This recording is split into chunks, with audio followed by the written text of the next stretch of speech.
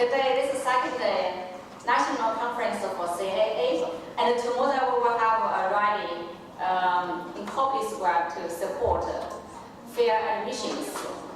We have two events together, and we hope you enjoy the time here.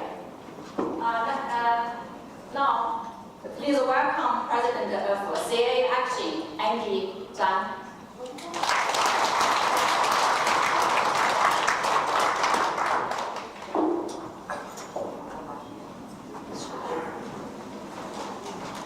All right, thank you, Jessica. And thank you, Boston, for your hospitality. And I want to give a warm welcome to our guests as well. In recent years, the Chinese Americans have been increasing along by the increased race-based affirmative action policies and practices in elite school admissions and in workplaces. And not to mention the wave of Asian desegregation legislation in the mostly Democrat Party-controlled state legislation across the entire country. And both of these impose racial quotas in a very overt way. Those policies and practices are essentially racial discrimination, disguised as social justice and equality. And they often hurt the Chinese Americans most. May 2016, a new unconventional presidential candidate came along, and many Chinese Americans felt a fresh and unprecedented excitement about the U.S. politics and general elections for the first time. Perhaps because for the first time, we saw a candidate who speaks his mind and shares our mindset, who speaks common sense, who talks about real problems we're facing, and who is certainly not politically correct. Never before were so many Chinese Americans inspired to get involved in local and national politics. The year 2016 was a remarkable and historical year for the Chinese Americans, when for the first time, we had tens of thousands of grassroots Chinese Americans who organized and actively campaigned with then presidential candidate Donald Trump. It was a long process, a long journey, and through that process, we realized we must be organized to be more effective, and we must be united to be more powerful. That's where the inspiration of the Chinese American Association Alliance, CAA and CAA Action, originated. For the past year, since the foundation of CAA and CAA Action, CAA has achieved a great deal. We have reached out hundreds of thousands of Chinese Americans nationwide through civic engagement, political participation, and media campaign. Our members have volunteered and played major roles in multiple political campaigns, voter registration, canvassing, petitioning, and fundraising. To that I say congratulations. Please give yourself a round of applause.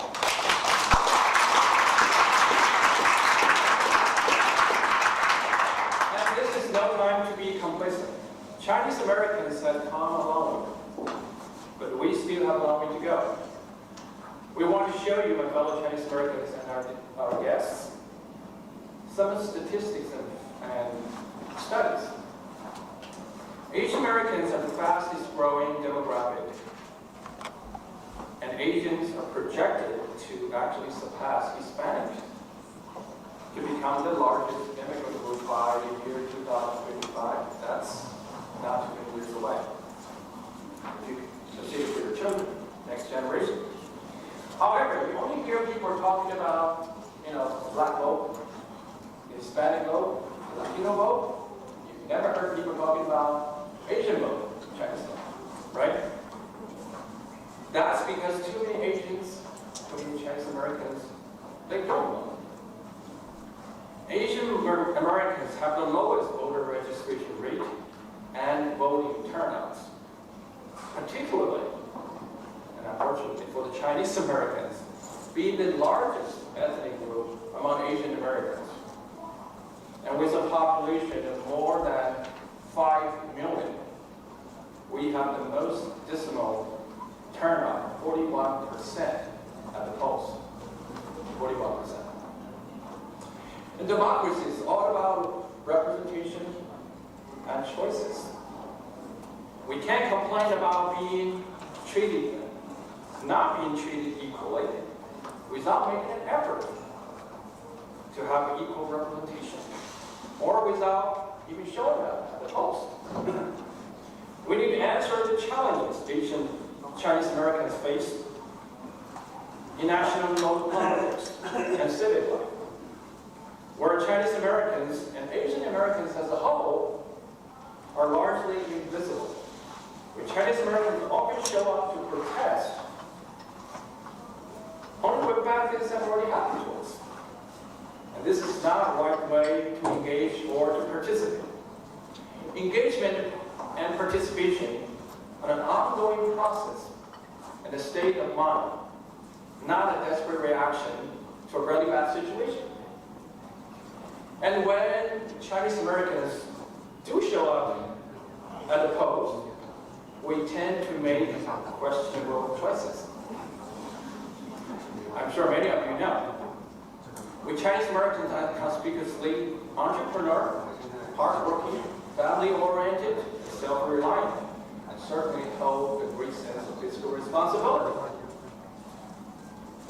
We are natural conservatives to some extent, and a natural constituency to the party that advocates individual responsibility, fiscal responsibility, and equal opportunity. The troubling fact is, however, that the majority of Asian Americans and Chinese American voters have been voting overwhelmingly for Democrats for more than a decade.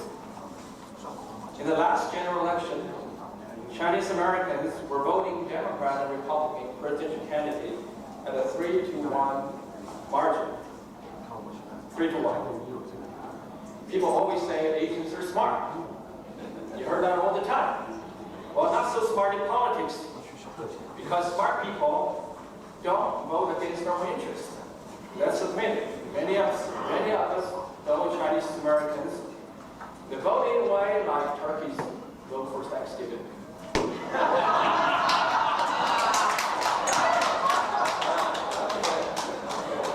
So, it is CAA and CAA Action's mission to change that situation. We must be committed to increasing our outreach to our communities and educating people in our communities, encouraging civic engagement, and boosting political participation. We believe in fiscal responsibility, we believe in self-reliance, we believe in school choice, and we believe in equality as in equal opportunity, not in equal results. We don't believe in and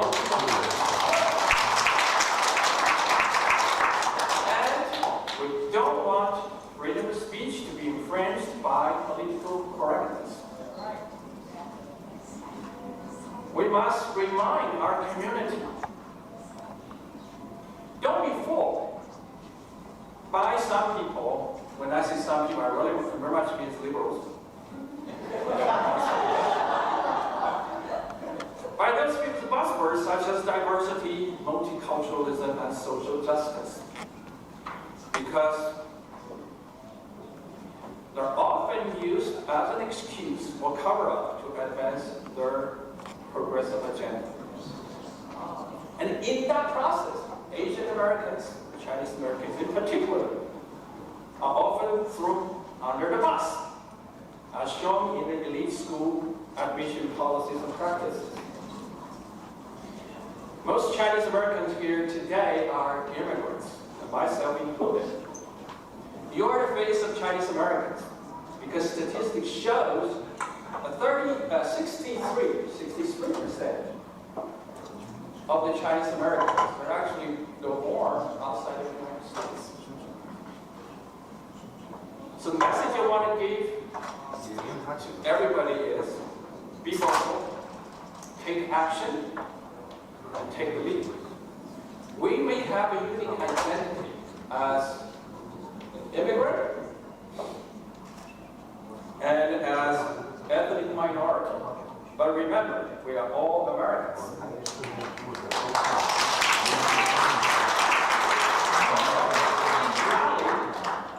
Supporting them who are suing Harvard University on discrimination against Asian Americans.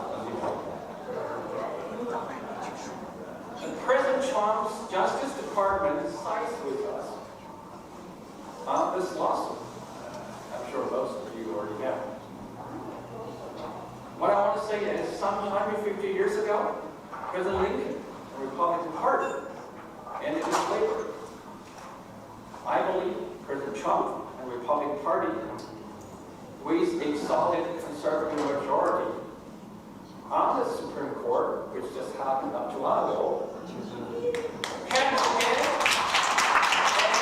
affirmative action. I'm holding my breath.